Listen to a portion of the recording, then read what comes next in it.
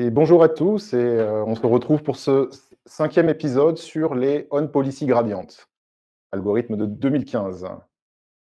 Alors, on est rentré dans cette partie sur les algorithmes vraiment de Deep Reinforcement Learning. On avait vu précédemment les Deep Q Network ou les DQN, et là, cette fois-ci, on va voir ce qu'on appelle donc le On-Policy Gradient. Donc, contrairement au DQN, on était sur du off-policy. Là, on bascule effectivement dans cet apprentissage on-policy. Donc, c'est-à-dire qu'on apprend de l'environnement en direct. On s'entraîne à partir d'une policy en live, donc sans buffer d'expérience, donc sans le passé, donc on est vraiment dans le présent.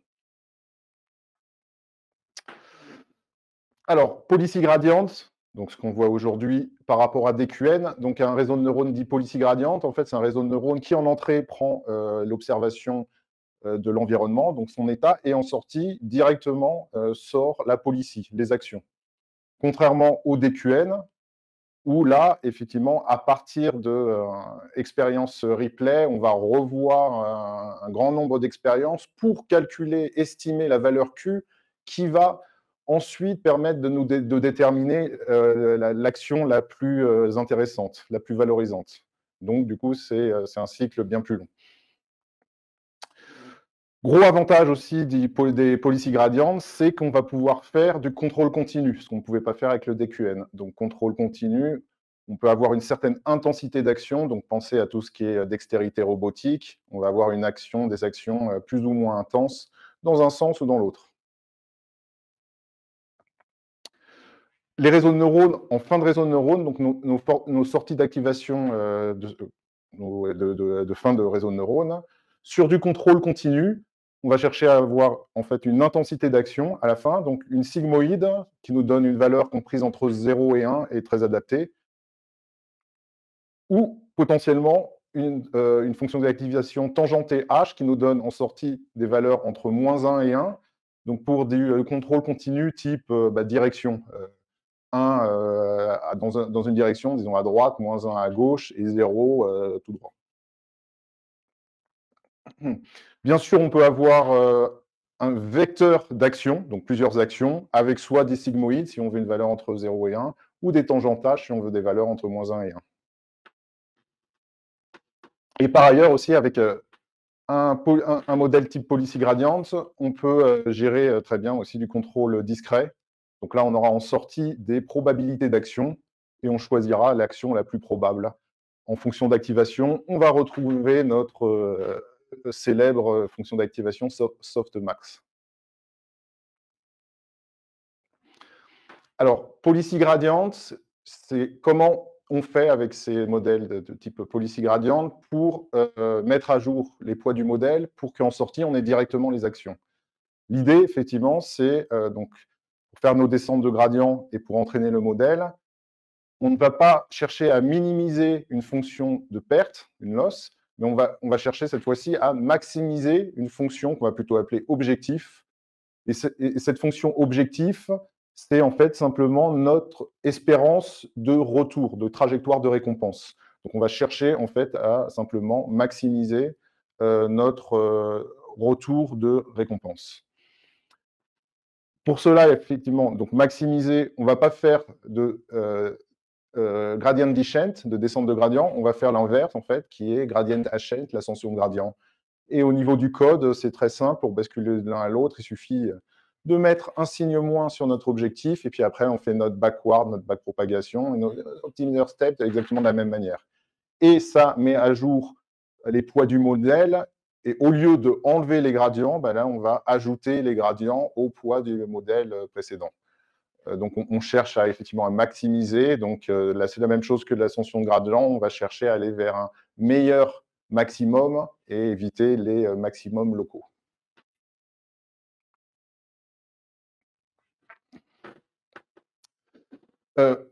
Ça nous donne effectivement le premier algorithme donc avant les DQN de policy gradient qui s'appelle Reinforce. Là, effectivement, exactement. Donc, la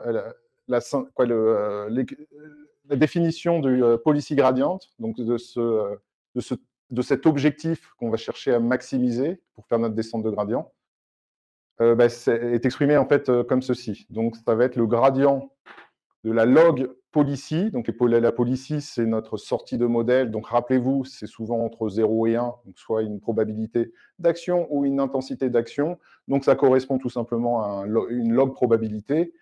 Et on multiplie par un poids qui est le retour de récompense.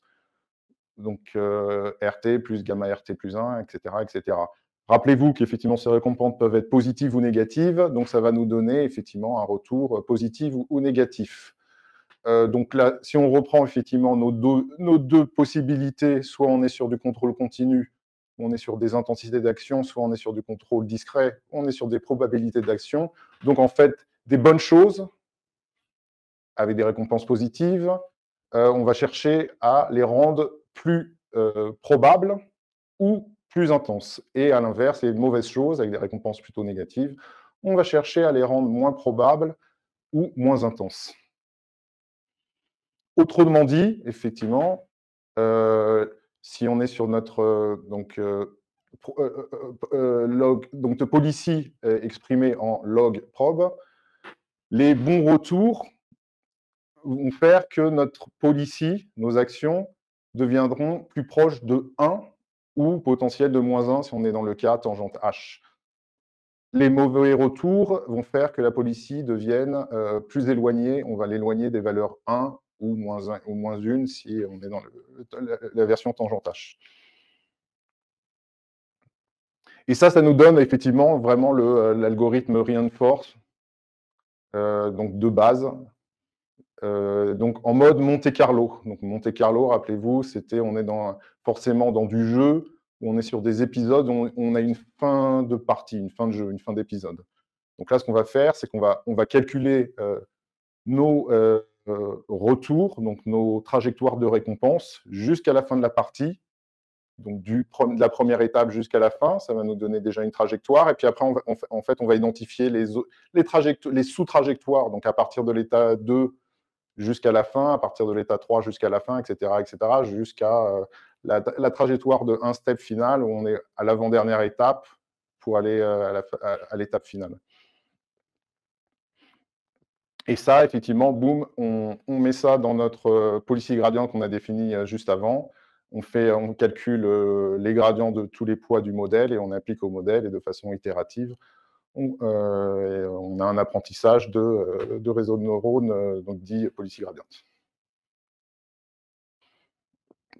Et ça nous donne sur donc des problèmes très simples, type carte-pole, donc c'est un bras articulé qui, sur une direction à gauche à droite, essaye d'équilibrer un bras, quoi. On obtient, ça fonctionne à peu près, mais on est sur des apprentissages qui ont du mal à converger, et donc avec une haute variance. Donc ça met longtemps à apprendre. Ça ne va pas chercher le maximum, la performance la plus optimale. Donc là, on revient sur ce qu'on avait vu dans les précédents épisodes, où donc Monte Carlo, c'est l'extrémité de la haute variance. Et effectivement, on avait toutes ces techniques dites de bootstrapping, où on avait moins de variance. Par contre, plus on allait vers du bootstrapping avec des petits steps, on allait là sur la problématique inverse des hauts biais. Donc tout ce qui est bootstrapping, c'est effectivement tout ce qui se finit avec une queue, c'est-à-dire avec une valeur estimée, sachant que Monte Carlo, c'est que de la récompense mesurée. Donc la queue, c'est effectivement la valeur estimée. Bootstrapping, ça vient effectivement de ces petites languettes au bout des bottes.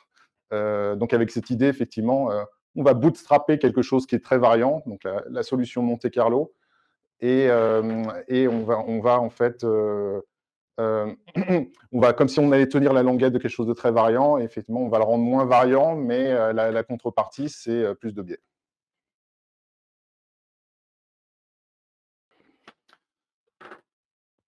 Donc, au lieu d'avoir notre trajectoire Monte Carlo qui va jusqu'à la fin de la partie, on a maintenant des trajectoires N-step avec une queue à la fin estimée.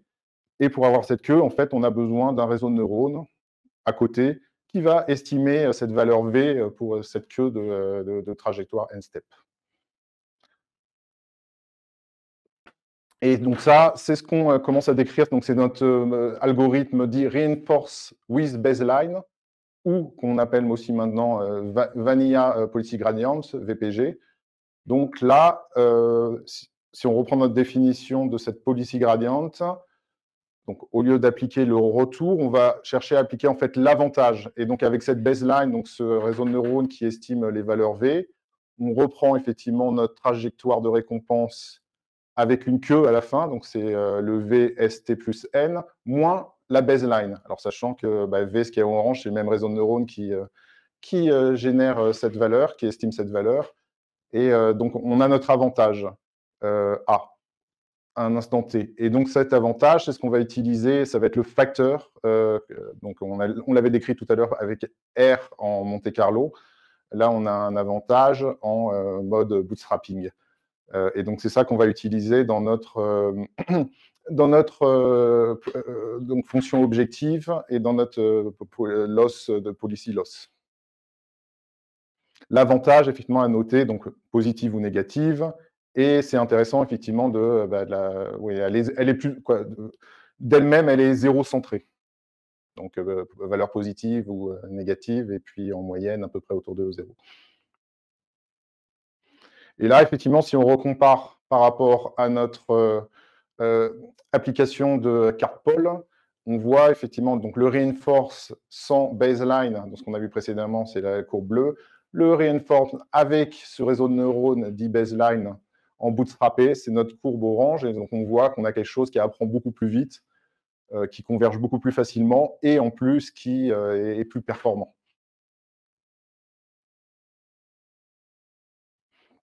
Cet algorithme qu'on vient de décrire, effectivement, on peut le voir comme un algorithme, donc cette histoire de donc policy, on a un réseau policy gradient, celui de base, et notre réseau baseline. En fait, on peut les appeler de la même manière, et c'est comme ça que c'est appelé, acteurs critiques. On retrouve d'ailleurs un peu notre visualisation qu'on avait vue sur le dueling DQN, où là, c'était le DQN dual, donc en duo. Donc, on a notre acteur qui, donc la baseline, qui est chargé d'estimer la valeur V, et on a notre critique qui, c'est lui qui fait l'action, et lui qui apprend en fait sur l'avantage A. Donc Q, sachant que les valeurs Q, c'est la valeur V plus A. Donc si on rebolote tout ce qu'on a vu précédemment, donc cette histoire d'algo reinforce with baseline ou vanilla policy gradient, VPG, on l'a comme ça en fait. Donc on a notre réseau de neurones principal, le policy network qui est l'acteur, notre réseau de neurones critique, ou qu'on a appelé précédemment baseline, donc qui calcule la valeur V, notre critique. Et l'idée, c'est que donc on a un réseau de neurones qui est capable d'estimer la valeur V. Donc du coup, on peut en déduire à partir de nos trajectoires de récompense, on peut en déduire l'avantage. Cet avantage va être utilisé pour entraîner notre donc réseau de neurones acteur, PolicyNet, via une ascension de gradient, donc ce qu'on a vu, avec la fonction donc policy gradient objectif log de la policy fois l'avantage AT, et donc notre réseau critique ValueNet, lui, pour l'entraîner, on va faire une classique descente de gradient avec une MSE, une fonction de loss MSE, où on va voir effectivement la différence, on va l'entraîner sur la différence entre la valeur réelle de récompense et la valeur estimée V. Alors, à chaque training step, donc à chaque étape d'apprentissage, on va récolter donc nos batchs, nos valeurs utilisées pour calculer nos gradients vont être ce qu'on avait déjà défini ici, c'est-à-dire on a nos trajectoires, donc cette fois-ci TDN, que l'on prend en direct, en live, et derrière, on en découpe donc plusieurs TDN step, mais à différents niveaux. Donc, premier, la totalité de la trajectoire, puis après, ensuite, à partir de la deuxième étape de la trajectoire jusqu'à la fin de la trajectoire, etc., pour avoir, in fine, une trajectoire de un step entre l'avant-dernière étape de la trajectoire et la dernière étape de la trajectoire.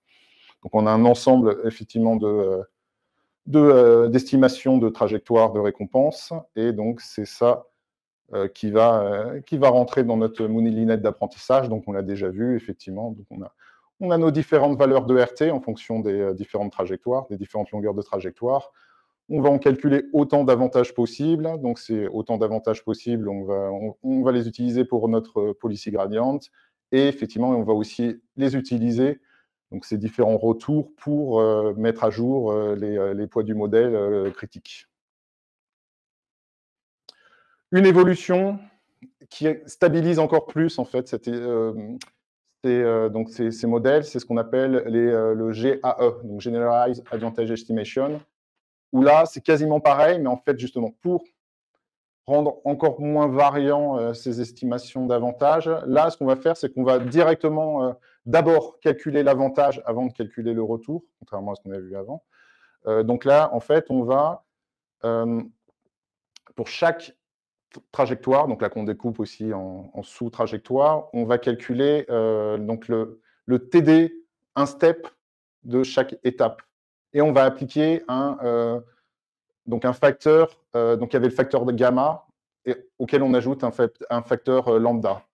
Donc ça, c'est lié effectivement à Generalized Advantage Estimation. Et donc, on a ça, on a notre avantage GAE ou lambda, qui est égal à la somme de ces TD à chaque étape fois ces facteurs gamma plus lambda. Donc ça nous donne effectivement une estimation comme représenté ici. On prend un peu plus de la première étape, puis un peu moins de la deuxième, etc., etc. Ça fait une espèce de moyenne glissante. Et ça, c'est des estimations d'avantages qui sont plus stables. Là, maintenant, effectivement, en seconde étape, nos retours, effectivement, on les calcule à partir de notre calcul des avantages. Donc, c'est juste qu'on rajoute à notre avantage calculé, on va rajouter juste P plus V de phi, donc la sortie du réseau critique à l'étape T. Et exactement de la même manière, donc VPG avec GAE, c'est la même chose, sauf que effectivement, nos avantages, on les calcule comme on a décrit juste avant, en mode GAE, et nos retours, on les calcule à partir de nos avantages, et donc nos retours utilisés pour mettre à jour les poids du modèle critique, et l'avantage pour utiliser pour mettre à jour les poids du modèle acteur. Maintenant, donc on a vu effectivement tous ces modèles. On peut se poser la question, où est l'exploration? Donc en DQN, on avait cette histoire de epsilon greedy. Mais là, comme on a directement l'action, en fait, comment est-ce qu'il y a on peut dire qu'il n'y a pas d'exploration vraiment? Et pour traiter ce problème, effectivement, on a ces algorithmes, donc d'abord dits A3C, donc acteurs critiques, donc asynchronous advantage acteurs critiques, donc des acteurs critiques sur avantage de façon asynchrone, où là, en fait, on a, pour prendre des expériences dans le présent, donc là, on est dans le présent, hein, on va paralléliser différents workers, chacun effectivement sur le même environnement. C'est le même worker, c'est le même réseau de neurones, donc avec les mêmes paramètres de réseau de neurones, mais chacun va aller dans des trajectoires différentes. Et donc, on va agréger toutes ces trajectoires pour entraîner notre réseau de neurones. Et c'est comme ça qu'en fait, on va avoir une exploration plus importante. Très vite est arrivée effectivement une optimisation de la 3C, la 2C. Donc, au lieu d'être asynchrone, il est synchrone. Et l'idée, c'est juste qu'on va quand même mettre un coordinateur entre nos workers là, qui prennent des expériences dans le présent et notre policy globale qui apprend, pour être sûr effectivement d'avoir exactement la même version entre le réseau de neurones qui apprend et ses agents ou ses workers. Et ça permet effectivement d'avoir quand même un apprentissage plus convergent et donc plus rapide. Alors, si on reprend tout ça, effectivement, comment est-ce qu'on fait donc on est au niveau du A2C, là, pour l'instant, c'est notre réseau de neurones le plus avancé que l'on a vu. Et là, qu'est-ce qu'on prend donc pour notre apprentissage? On prend donc ce côté à gauche, ce côté exploration multi-worker en parallèle. Donc, on va avoir autant de trajectoires parallèles. Et pour chaque trajectoire parallèle, on va appliquer ce qu'on a vu donc, notamment avec le GAE. On va avoir toutes nos trajectoires et nos sous-trajectoires. Et on va appliquer cette estimation GAE. Donc, donc si on a, je sais pas, grand N worker parallèle et petit n trajectoire possible. Donc, on va avoir grand N fois petit n trajectoire possible. Et ça va être nos expériences présentes et que l'on va appliquer après en batch, potentiellement sur plusieurs époques. Comme ça se fait l'apprentissage. À ce niveau-là, A2C, on est quand même sur des problématiques d'apprentissage très instables, potentiellement très instables, avec cette idée que on est dans notre ascension de gradient et que tout d'un coup, on peut se retrouver dans un trou de fonctions objectifs et donc redescendre à quelque chose de destructif et de catastrophique. Bon, donc pour traiter ce problème, effectivement, on va parler de fonctions objectives dites surrogate, donc substituées. Donc à gauche, on avait notre fonction objectif, donc policy gradient classique, comme on a vu précédemment, et on va la substituer par cette fonction. Donc en fait, les policies, les actions, donc les sorties d'action du réseau de neurones acteurs par rapport à ces anciennes sorties, donc le réseau de neurones à l'étape précédente. En termes, en fait, lorsqu'on bascule en gradient, en fait, ça fait cette transformation. Donc avant, on était sur un gradient de log de pi. On cherche à faire une association de gradient. Et avec notre surrogate objective fonction, en fait, ça fait quasiment la même chose, sauf que ce rapport RT, soit les actions, la policy du réseau de neurones actuel par rapport à la version précédente. Donc ça fait un rapport en plus. L'intérêt de ça, c'est que ça sera plus facile en fait à appliquer des contraintes et des pénalités sur ces gradients, et ce qui va rendre en fait l'apprentissage plus stable, parce qu'on va le faire pas à petit pas. Et donc ça, donc on va décliner deux algorithmes. Donc d'abord TRPO, donc qui reprend exactement cette idée-là. On est sur notre fonction dite surrogate, donc substituée en policy réseau de neurones par rapport à la policy ancienne. Et en fait, là, l'idée, c'est qu'on va appliquer une contrainte. Donc, on va le contraindre à ne pas trop diverger. Donc, c'est cette idée de Kullback-Leibler divergence qu'on va calculer et on va le contraindre à ce qu'elle soit inférieure à une certaine valeur. Donc là, du coup, ça va faire un apprentissage pas à pas et de façon un peu sûre. Le gros problème du TRPO, c'est que c'est computationnellement cher. Parce que pour appliquer cette contrainte, on a des approximations à l'ordre 2, et ça, c'est des choses qu'on n'aime pas trop faire dans les frameworks de deep learning en général. Donc ça marche bien, c'est très rigoureux mathématiquement, par contre, c'est difficilement applicable pour des gros modèles. Mais rapidement derrière, effectivement, on a cet algorithme donc PPO, qui reprend vraiment le même concept, sauf que, effectivement, au lieu d'appliquer une contrainte, il va appliquer ici une contrainte de clipping, mais très simple, et après, il va appliquer des pénalités. Donc, il n'y a plus d'approximation de l'ordre 2, etc. Donc, là, l'histoire du clipping, c'est si on reprend notre fonction objectif substituée, donc policy sortie du réseau acteur par rapport aux anciennes sorties du réseau acteur à l'étape précédente. À ça, on va lui appliquer un clip, quoi. Donc on va le bloquer à une certaine valeur. Donc cette valeur, ça va être epsilon. En fait, si l'avantage est positif, on va l'empêcher. Alors disons epsilon, pour être plus clair, on va dire que c'est 0,1. Souvent c'est 0,1 ou 0,2. Donc disons 0,1. On va l'empêcher d'aller plus loin que 1,1 en RT. Là. Donc ce rapport nouvelle policy par rapport à. Donc on va empêcher que les actions soient au-delà de 10% en plus. Si l'avantage est négatif, là, ça va être l'inverse. On va l'empêcher de descendre de 10%, au-delà de 10%. On va juste l'autoriser à diverger de l'ordre de 10%. C'est ça l'idée.